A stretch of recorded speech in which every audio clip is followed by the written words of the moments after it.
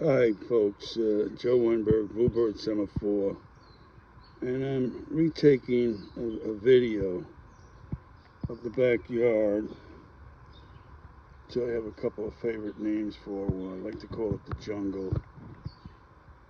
I also call it the, at least part of it, the experimental station. And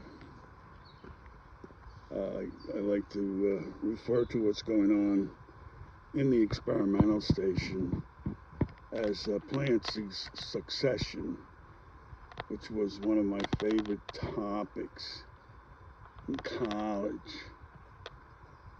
So all of this that we're in front of now was not here when I came on the scene in about 7 or 8 years ago. There had been a pool here by the previous owners, and when they decided to lash up the dogs and depart, they took the swimming pool with them, leaving this whole area vacant, just sand and gravel. And when I saw that, instantly I said, oh, this is great. I can do a plant succession experiment here.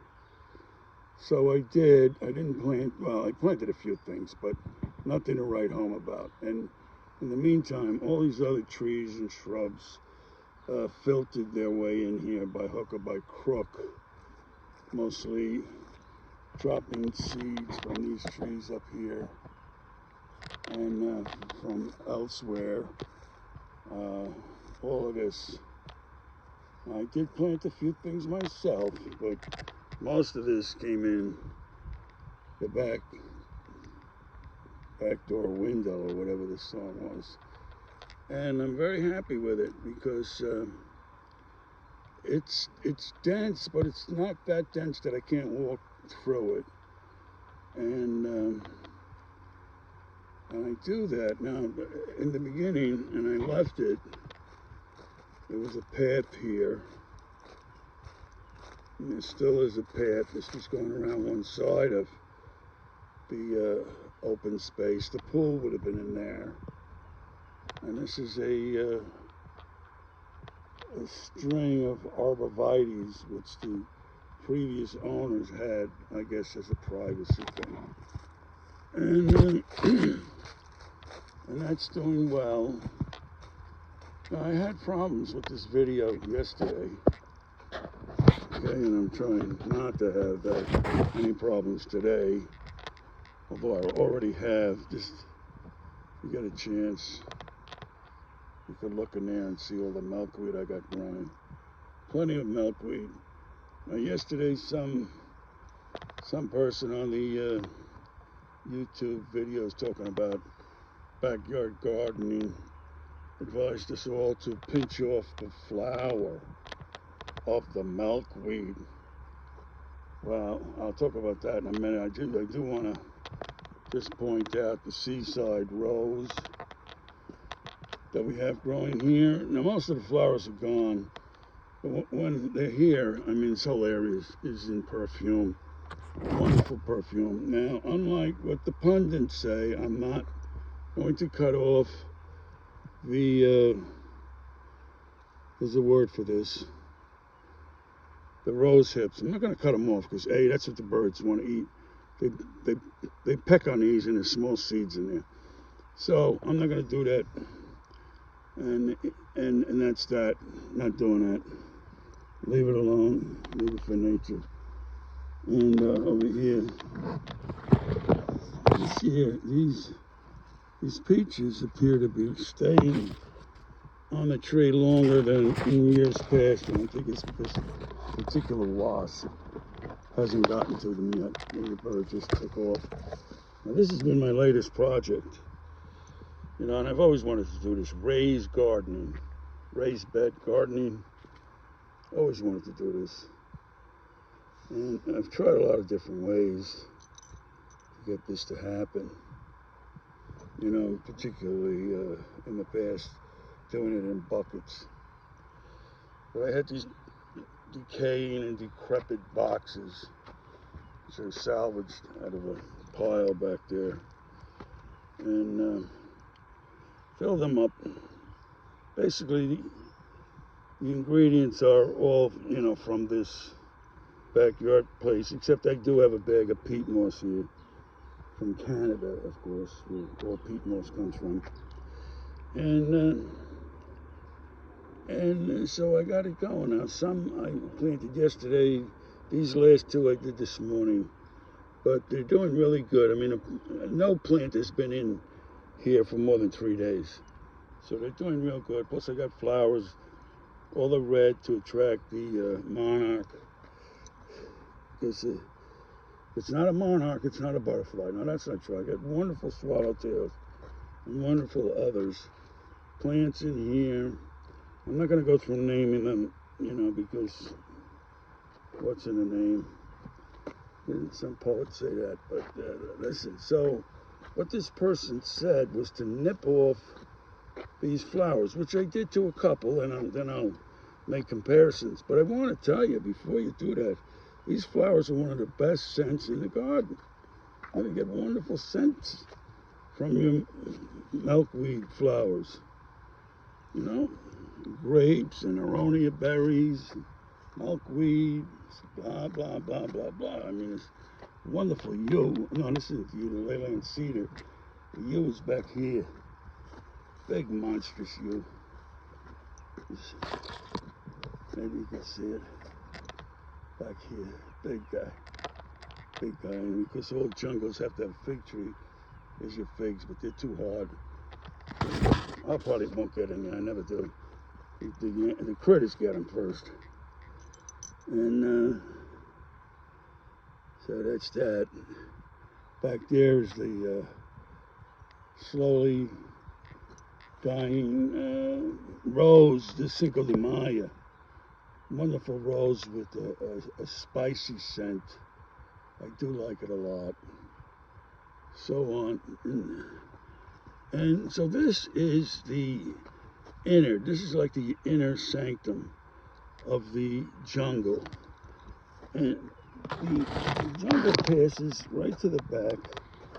Right to the back. You can get here fairly readily. If you wants to walk around, you can do that. We have a paver path going down there. You can do that. These are hydrangeas coming in. They're stuck under a amberjack, sweet gum tree, which I'm sure every one of your gardening books tell you don't do that. Don't do that. But actually, these plants do well with a certain amount of shade. Their color will be more profuse. And you can see I've got the some sort of, I want to say almost a wild rose. I got it from somebody. I forget what the origins were, but it was a wonderful. It's a wonderful rose, and it is spreading all over the backyard here. And back yonder, you see the white rose. That's a new dawn, very hardy, but no scent. Therefore, to me, it's not really a rose, because a rose without a scent really isn't a rose. And so we go all the way back, and now we're about 25 feet from the back line of the other guy in the back. The guy who cut down about 10 really magnificent. There goes a swallowtail right up against me. And so, you know, there's about a 25-foot buffer. You know, so you see some things here that aren't really woodland, but they help with doing the buffering. You know, so I don't have to see that freaking fence. You know, what was it? The cowboy said, "Don't fence me in." Anyway, so on and so forth. There's another view of the roses back there. Okay, so as you can see, we are in the deep jungle here. Very deep jungle. Go this way.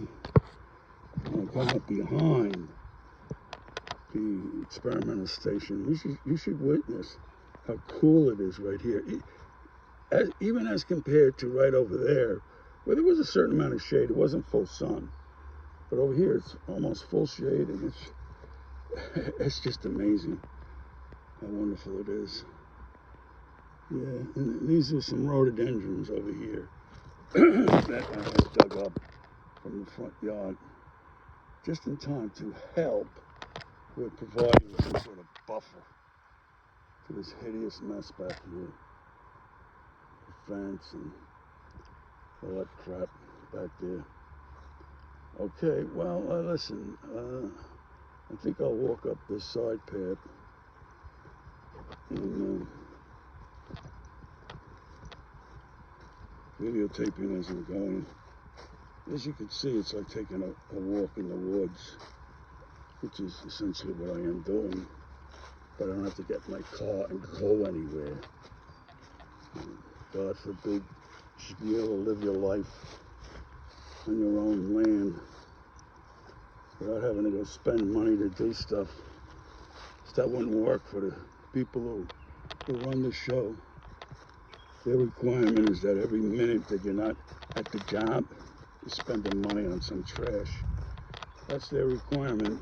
Oh, did I show you this yet? The paleo dining space, equipped with a wall buffer, an antique chair, the hole in the ground, what do they call it, the fire pit. That's the paleo dining space. That's what it is.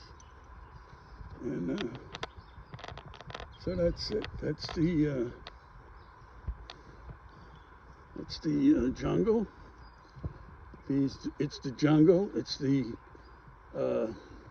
experimental station. It's the plant succession and the raised bed gardening for no money video, all in one. And I'll leave you with a view of that rose that we talked about before. You see it? Yes, you do. Yeah, like I said, St.